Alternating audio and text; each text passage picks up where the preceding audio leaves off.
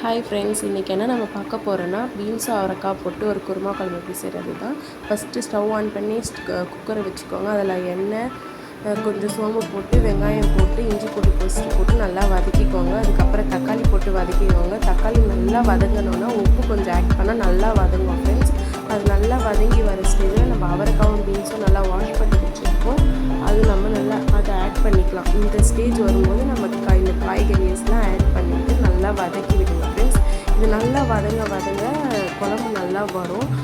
இது நல்லா வதங்கினதுக்கப்புறம் மசாலாஸ் ஆட் பண்ணிக்கலாம். என்னென்னா மஞ்சள்தூள், மிளகாய்த்தூள், கரம் மசாலா இது 3 ஆட் பண்ணி நல்லா வதக்கிக்கலாம். இதில் தேங்காய் அரைச்சி சேர்க்க போகிறோம் ஃப்ரெண்ட்ஸ். அதுக்காக தேங்காய், சோம்பு போட்டு நல்லா சாஃப்டாக அரைச்சி வச்சுக்கோங்க. இந்த ஸ்டேஜ் மசாலாஸ் எல்லாம் காயோட மிக்ஸ் ஆகிற ஸ்டேஜில் நம்ம தேங்காய் ஊற்றி நல்லா வதக்கிக்கலாம் ஃப்ரெண்ட்ஸ். நல்லா கலரி விடுங்க.